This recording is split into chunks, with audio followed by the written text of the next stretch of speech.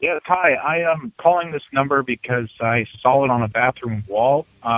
Seeing if you're Brandi. I'm Brandi Lukas, and this is Brandi is Going to Hell. My taste in music is all over the shop, and it's the driving force behind this show. I will be bringing you music updates and chats with artists that you won't hear anywhere else. The only true currency in this bankrupt world is what you share with someone else when you're uncool.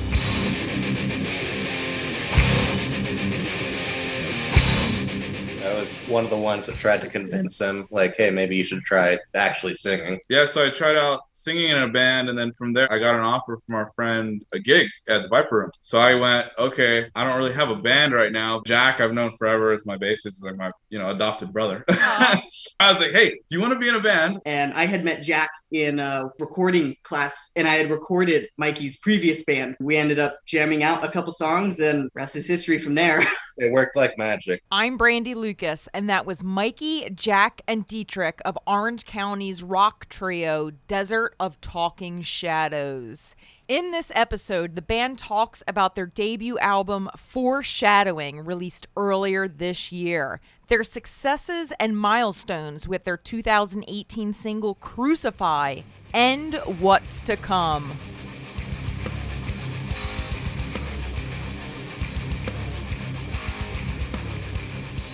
Greetings, Earthlings. Thanks for hitting play to support my podcasting dreams. I'm so grateful that you tuned in so I can take you on this musical journey. If you're new here, I interview artists big and small. And before every interview, I talk about 5 new albums by artists big and small that I dig. This is episode 23, my 10th episode of 2021. Ow, ow, ow! I'm pretty stoked about that.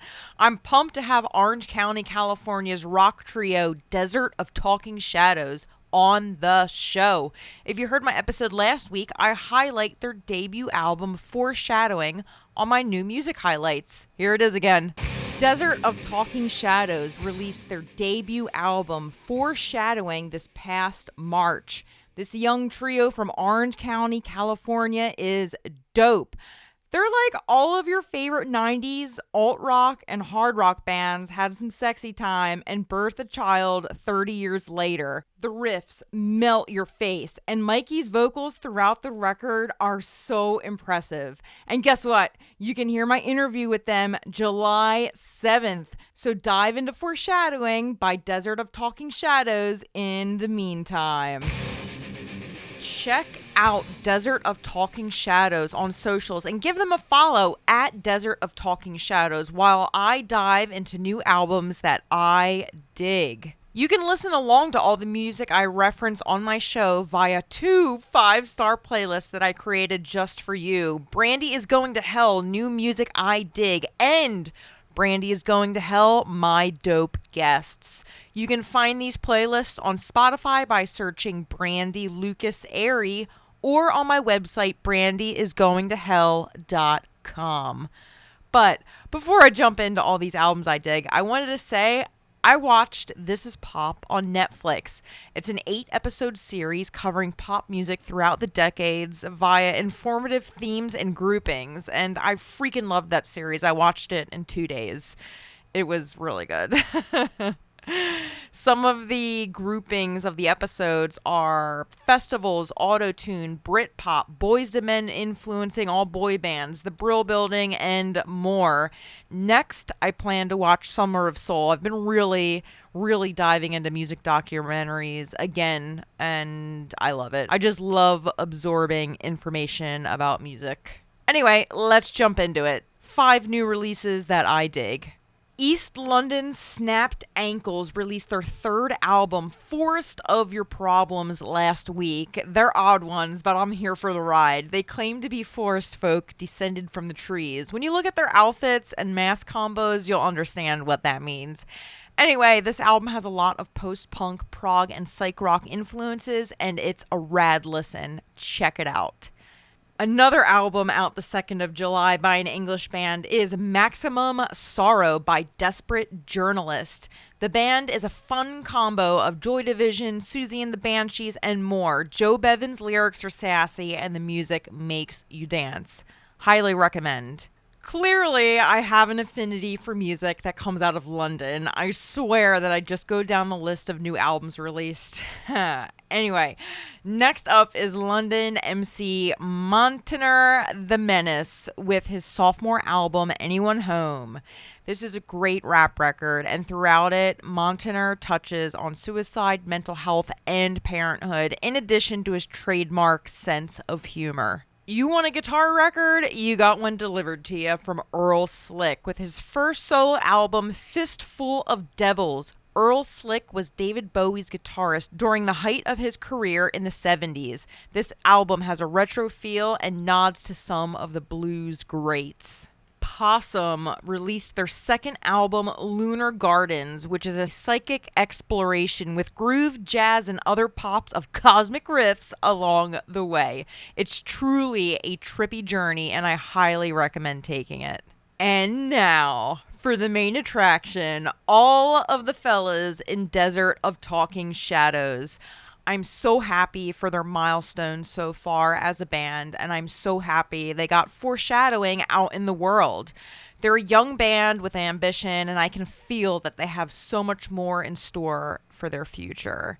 Here we go. We got Mikey, Jack, and Detrick of Desert of Talking Shadows on Brandi is Going to Hell.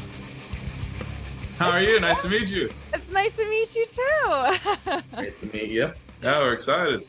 Awesome. So full house today, and this is super exciting. So thanks for hanging with me. And since you're all here, can you please introduce yourselves for everybody in podcast land, your name and your role in the band? I'm Jack Thomas. I'm the bass player. Backup vocals sometimes. Yeah, the magic voice.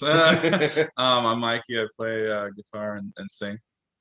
And I'm Detrick. I'm the drummer and also backup vocalist. Excellent.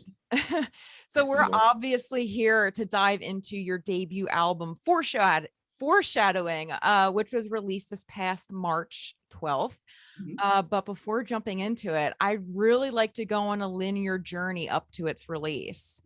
So you're a fairly new band, and you've all had a lot of exciting successes and milestones since Crucify was released.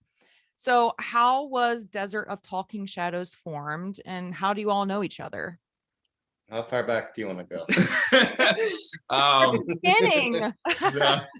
Yeah, me and Jack, it's been almost like 6-7 years, I think. 7 years. Yeah, we used to have a couple other bands back in the day, even though we're, we're still, new. But yeah, a couple other bands that led into this one. I was in a band that I wasn't playing guitar. I started as a guitarist. And then I had gotten an offer to sing, which is something everybody kind of told me to try because the backup vocals are like, oh, you kind of have a voice. Yeah, Like, I was one of the ones that tried to convince him, like, hey, maybe you should try actually singing. Yeah, so we Why is the decision? Yeah, oh, thank you. Yeah, so I tried out singing in a band, and then from there, I never wanted to play and sing at the same time. I just wanted to either play guitar or just sing, and then I guess pushed into doing both, because whatever you don't want to do is kind of like, here, try this. And so I finally accepted it, and I got an offer from our friend Jared James Nichols. He's a guitarist from Wisconsin. He moved here, and I met him, and he offered us a gig at the Viper Room. So I went, okay, I don't really have a band right now, but I'm teaching myself how to play and sing. And Jack, I've known forever as my bassist, is like my adopted brother. And so I hit him up. We hit up our original guitarist, who I saw at like a drive-through. I had jammed with him before. I was like, hey, do you want to be in a band? And then Detrick, we had another drummer for a week. And why don't you tell us? So my previous band before here, we were a Grateful Dead cover band. So we had 2 drummers. Oh. And so the other drummer from that band, these guys knew already. So they started jamming together. He didn't want to commit to the first gig from the band. And I had met Jack in a previous recording class because we were in college classes together. Yeah. So I knew Jack, and I had recorded Mikey's previous band before. in the class, so I knew them, but they'd never heard. Band. Sorry. But they had never heard me play, but they knew I played. So the other drummer didn't want to commit to the gig, so he recommended me to him. And then Mikey hit me up that day, and we ended up jamming out a couple songs, and rest is history from there. Yeah. Wow. It worked like magic. That's Yeah. all you can really say about it. Was the name Yeah. Magic too? Yeah. Throw Yeah. that The name. together quick, or did you thoughtfully think about it? a little bit both. So what happened was, like, gearing up for the gig, Jared had said, and like I said, we've never played the Viper Room either, so it's kind of cool and exciting. We're like, we need a really cool name.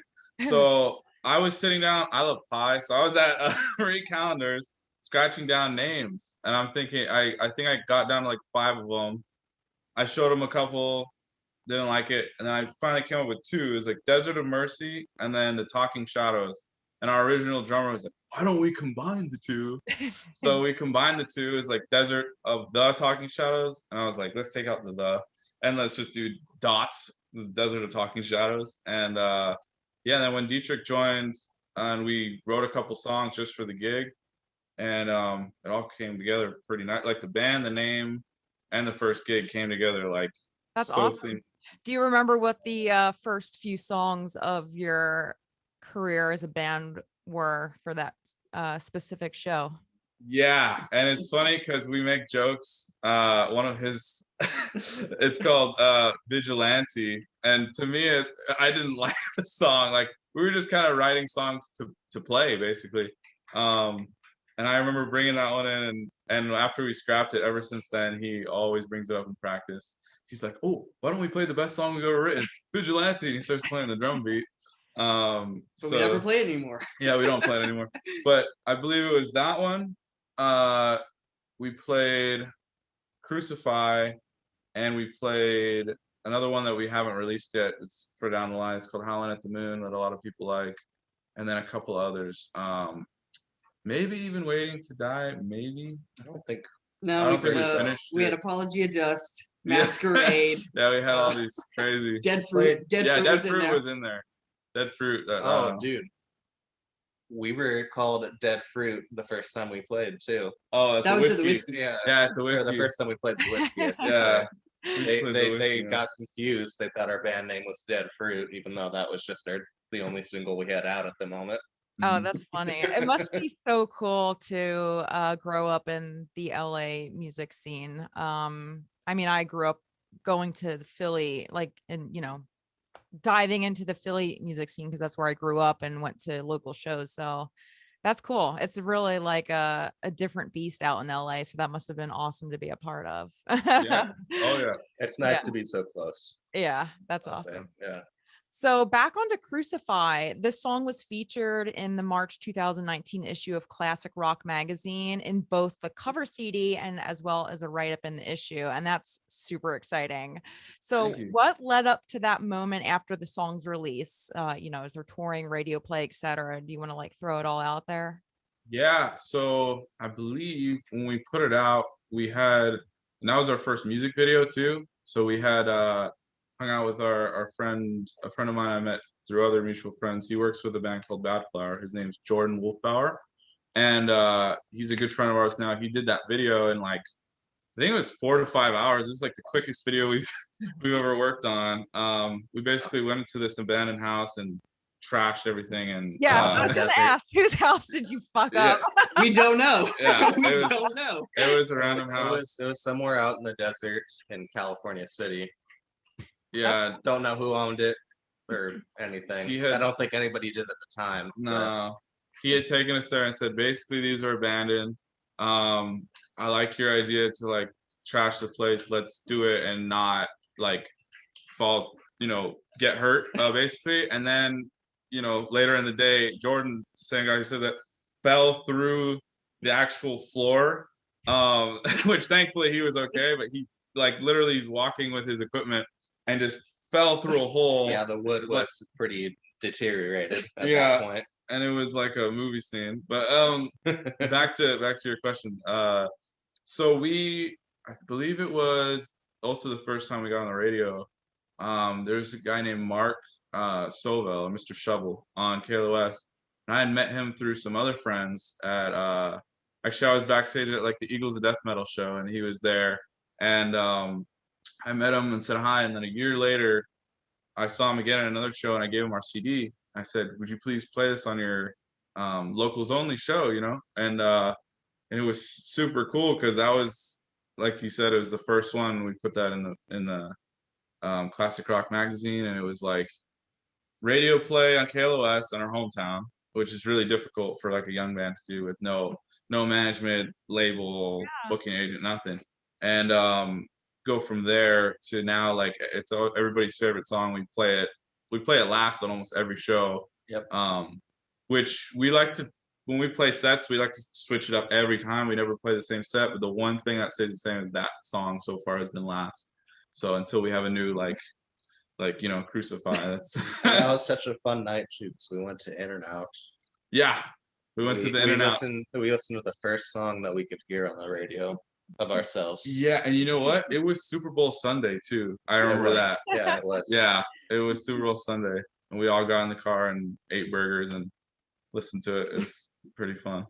Yeah, that's awesome. So basically, a lot of playing local was very helpful in that song success, and also handing the CD over to your friend at the radio. So that's pretty cool. Yeah, that's awesome. Yeah. So obviously the pandemic put a damper on a lot of, bands touring, releases for plans for releases and whatever. But however, I wanted to highlight a few things. You kicked off 2020 at the NAMM show repping Gibson guitars with a set at their booth, which is awesome in itself. So that's sweet. Thank you. And between Crucify's success and releasing Foreshadowing, you released a lot of one-off tracks, which some appeared on Foreshadowing and some didn't. Going to now fast forward to Foreshadowing. It was written, produced, and mixed by yourselves, which is really cool. So I commend you for that. That's great. And you mentioned on Instagram that Foreshadowing is intended as your bleach or facelift album. Yes. Oh yeah. Yeah. We've got better stuff coming out, but it's still a good album. Yeah. Oh yeah. Wait, what did you just say? I said we have better stuff coming out, but it's still a great album. Word. So that's why we compare it to Bleach.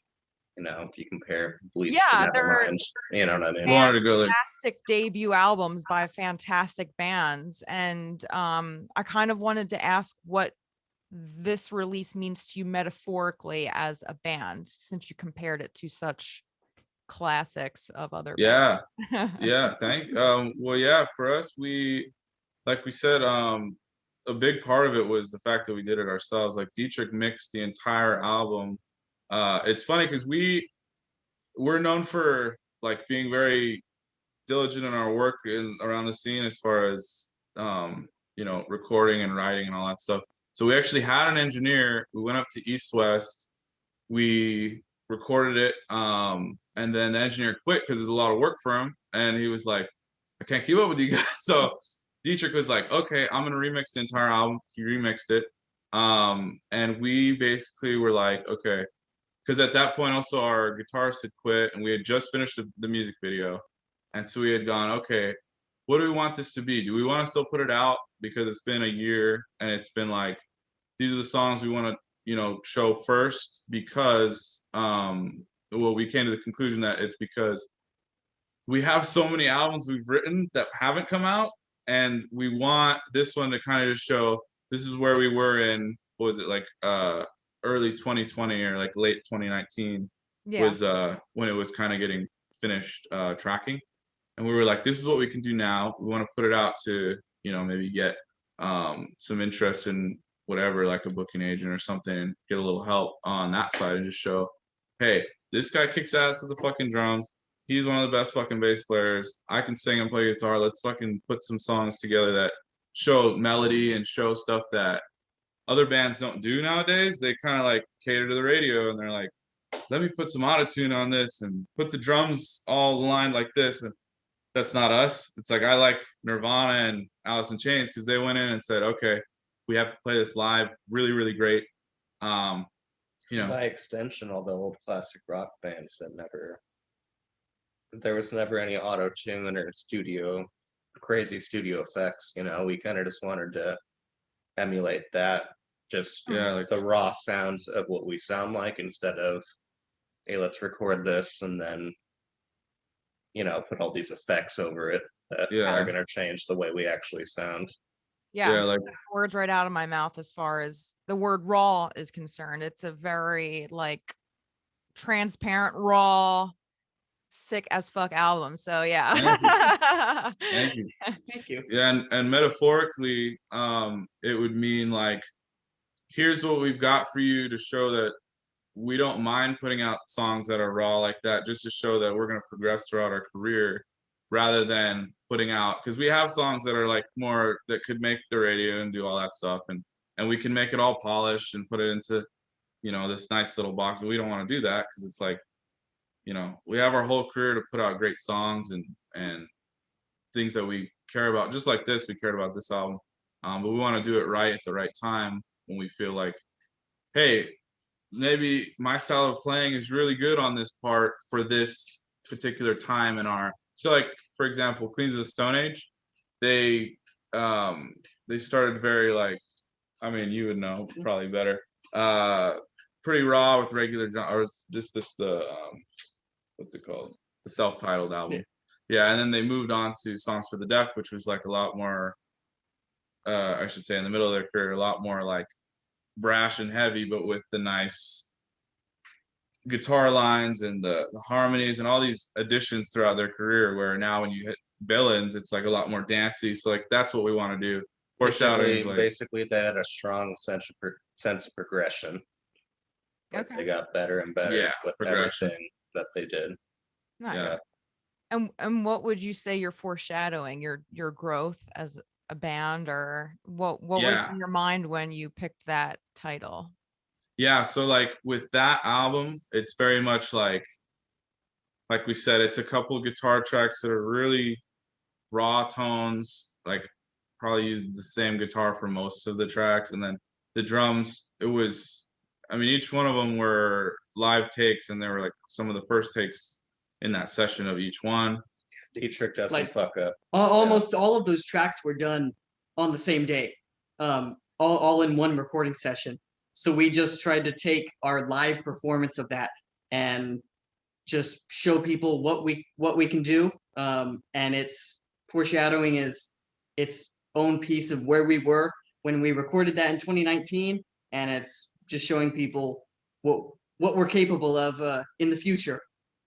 Yeah, like the progression would be on the next record, which we're currently making. There's gonna be a lot more vocal harmony stacks. There's gonna be a lot more like dual guitar kind of intricacies in certain parts, and then a little bit of different sway to like the way that the rhythms go, and just stuff like that, where we don't want to sound like the same band all the time, but it's all still us. A lot more harmony and attention to detail. Next album will be different, but that's kind of what we're striving for, I think, right? Yeah, I'd say so. Cool.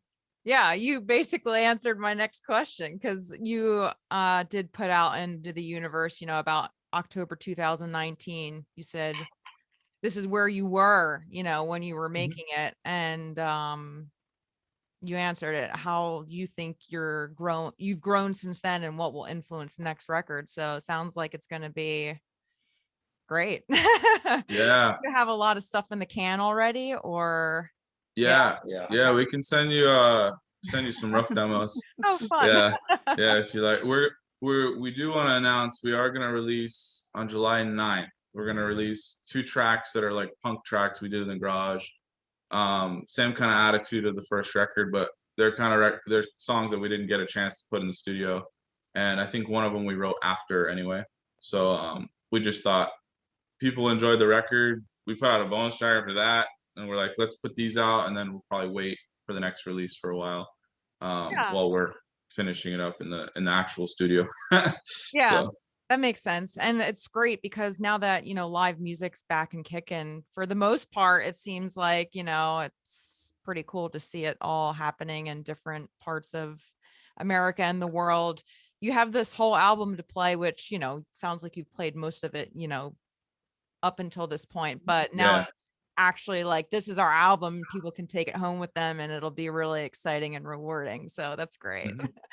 Yeah, thank you. Yeah, we're stoked. Yeah. So I kind of want to talk about Cold Hard Floor, which had a music video come out in the beginning of the year for it.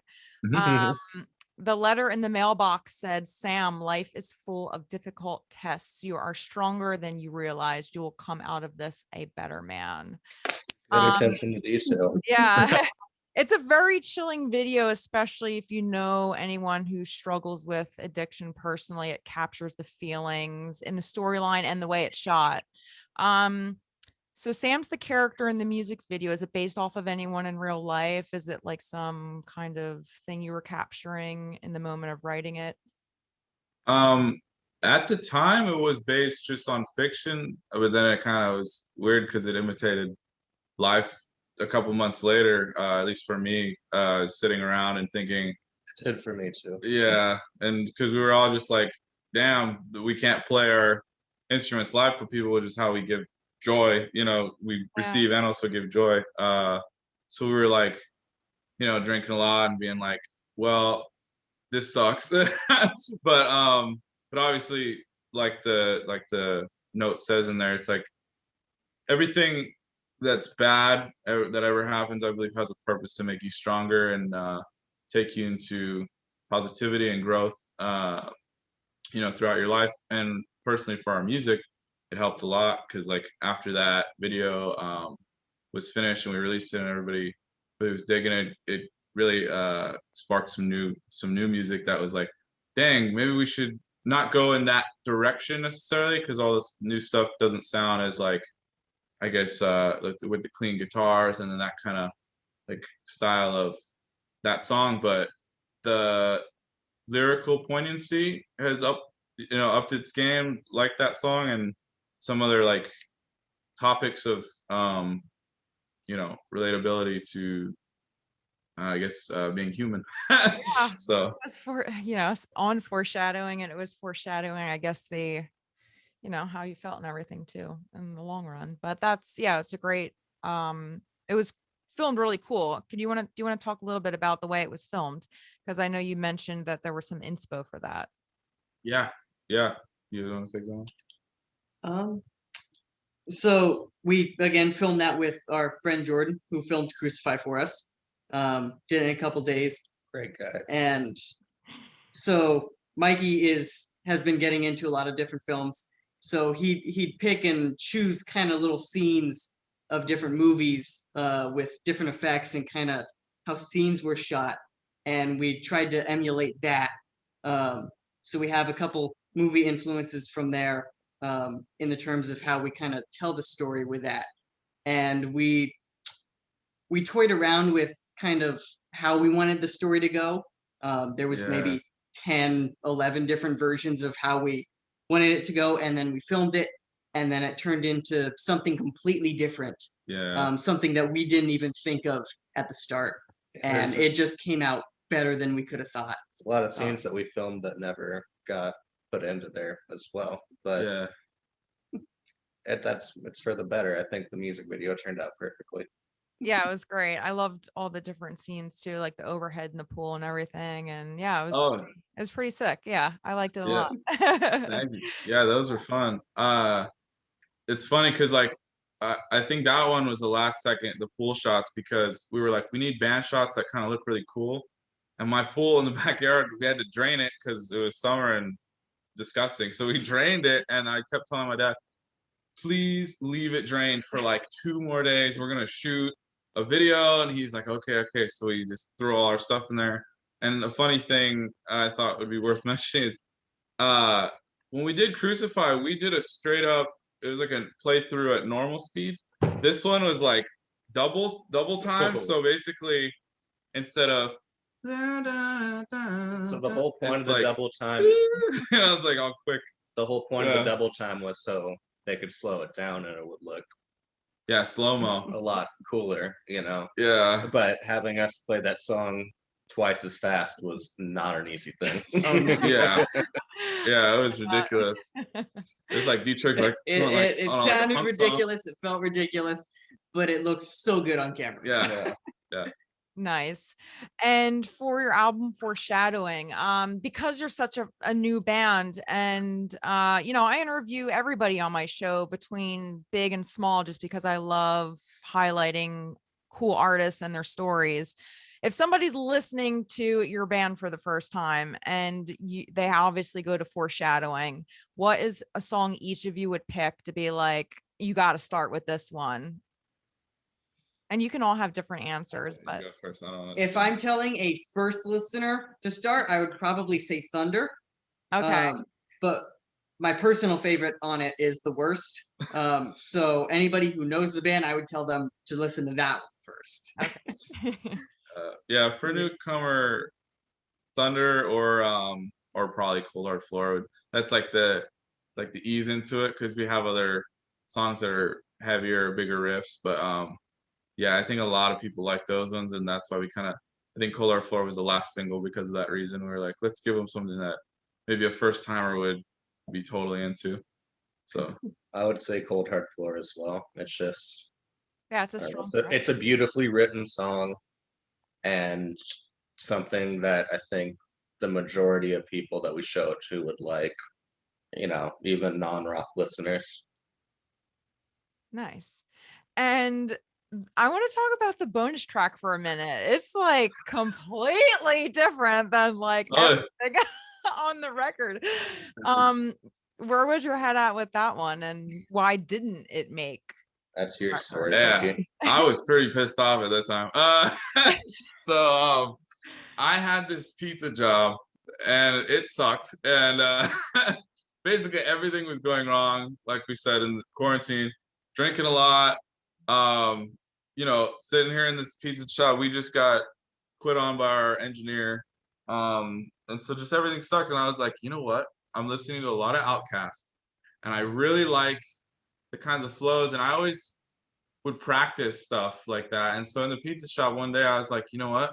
We have this riff that we came up with, the little verse riff. Yeah, the verse riff. Actually, we came up with the chorus riff first, and I was like, did we? Yeah, we came up with the chorus riff in the room, and I immediately thought this is gonna be a sick song because it's a little different. The little dun dun dun dun dun dun. And I thought it was very like Highly Suspect, and I like that kind of stuff. And I was like, okay, what can we do with this? Well, we don't want to make it like normal, So, sometimes all right bass parts. Most of the time it's him, but sometimes all right bass parts. And I picked up a bass, and I was like, Jack, play this fat groove. And I always hate it when he tells me to write or play bass parts, but they're always good, and that makes me hate them more. Yeah. It turned out pretty good. I try to give him the best parts in the band. That's what he's got, the baddest grooves, basically. And so I kept that thing in my head, and I just at the pizza shop because I didn't want to take out my phone. I have like dough on my hands. I wanted to challenge myself of writing a rap in my head, memorable enough to be like to where I could do it on stage. Because I suck at lyrics, like as far as memorizing live. So I was like, okay, if I'm gonna do this and we're gonna play this, I have to remember it has to be. First of all, I wanted it to kind of be funny in certain spots, like I mentioned. I think it's like Cartman, one of the episodes where his mom, where she wouldn't give him the Toshiba. South Park. Yeah, the South Park, the Toshiba handy book. So there's some stupid lines in there that I just thought were great, and I sat in that shop and flipped the dough and wrote it, brought it in, and they were like, at first they were like, are you sure about this? I was like, trust me, it's gonna be great. Oh yeah, we thought it was dumb at first. Yeah, because we're not used to doing like, I guess, Rage Against the Machine type stuff, like the rap with the rock. Yeah. And we played it. We didn't know what people would expect. Everybody loves that song live, and so we're like, okay, let's do it for the album. It's about what was going on during the album, so that's why it's the bonus track. It didn't make the album just because it was like in the same sense of the Bleach and the Facelift stuff. I wanted that to be very like, this is a rock album that's very much centered around that kind of raw, like grunge, hard rock, metal, whatever, all that stuff. little soft rock in there, and then you're out. You know, it's a story. And then this song was kind of like, okay, now let's have fun. Throw it as the bonus track and just say whatever you want. And people seem to like it, and we're like, oh, that's a nice response. It's cool. It definitely threw me off guard because, I mean, when I listen to you, my listening process is, okay, the top 10 tracks on Spotify, then the most recent album all the way through, whatever. And then when I listened to that bonus track, I was like, whoa, okay, wait a minute here. But no, it's cool. It's like, it just really goes to show like what you guys can do. Like, you're a powerhouse. You guys have a lot going on and you're all very talented. So it was cool. Thank you. Thank you. I appreciate that. Glad you enjoyed it. In my interviews with artists, I always have like a rapid fire question. Sometimes it's silly, sometimes it's random, sometimes it's all over the place. So I'm ready to move to that portion if you're ready to. Yeah. All right, do your worst. All right.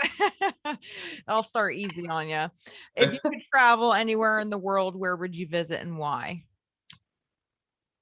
Somewhere in Australia, probably East Australia. The land down under just sounds really fun. I want to fight every animal that lives in that country or continent. But you guys? I'd say Ireland because I've always wanted to go, and it just looks really nice out there. I started looking up the food and the sightseeing and everything, and like I said earlier, I love Thin Lizzy, so I kind of want to see some of the spots and the statue, and so I'd say Ireland. Wherever I can see the Northern Lights. Okay. Probably Alaska, but there's other places. It's one thing that's on my bucket list.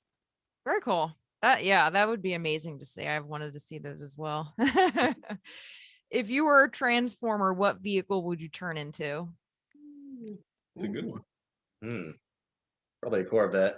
I always thought Corvettes were underrated. Okay. Perfect. Maybe a 2019. I always liked those. Probably a moped for me. Just keep it simple. Be versatile. And you? Probably a plane. That way I could fly anywhere. You know. Fair. Fair enough. Like a jet or something. If your hands were frozen in one position or gesture, what position would you want them stuck in? Ooh. Ooh. Yeah, he would specifically do that Classic. just so that every time at band practice. Probably keep my Detrick's would be this. Oh yeah. no, I'd probably keep my hands straight so I can at least play bongos. Okay. Oh yeah. Cool. Cool. And that's all I've got for you guys. And there you have it, homies. Desert of Talking Shadows. If you're in Cali, go check them out. They're playing live shows, they're announcing them, and you should totally be there and support them because they fucking rule. Thank you so much for listening to my podcast. In my brain, I have this ultimate dream of growing a community of people who love exploring rock music and all music in an unconventional way. If you listen because you're a friend of Desert of Talking Shadows, hopefully you'll stick around and check out past episodes of Brandi is Going to Hell and discover someone else. There's loads of different artists on the show. I've got big ones, I've got small ones, I've got girls, I've got boys, I've got everybody in between. I love celebrating awesome artists, their stories, and providing fun interviews with them for you. I'm going to go enjoy my summer, and I will return in September with more episodes. Until then, I will leave you with a random thought. Fall down 7 times, get up 8. Life sucks. Shit happens, and you can cry about it, or you can face your problems head on. All you got to do is get up from it. You can do it.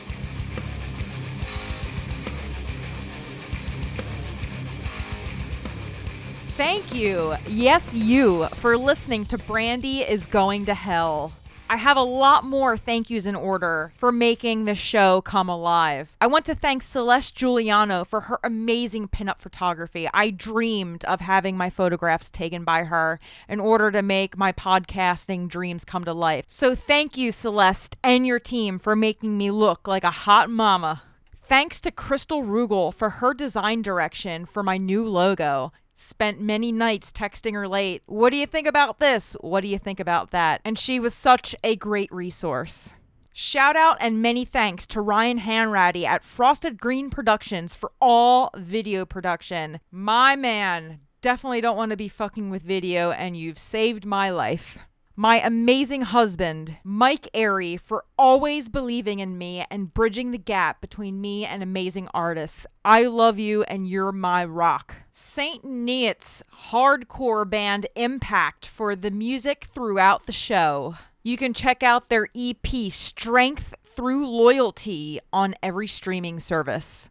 My friend Gooch, aka Ryan Nelson, for always asking me, when's a new show coming out? My friend Matt Young, who got my foot into the door as an intern at IndieGoot, which led me to my first career in music at Q Prime. So a major shout out goes to Doug Oswandel as well for giving me a chance and hiring me there. My dad, John Lukas, for raising me with an impeccable taste in music. And my mom, Beth Ann Lukas, for helping me be a functional adult with good credit. Last but not least, Brandi is Going to Hell is dedicated to my badass grandmom, Elizabeth Betty Fowler.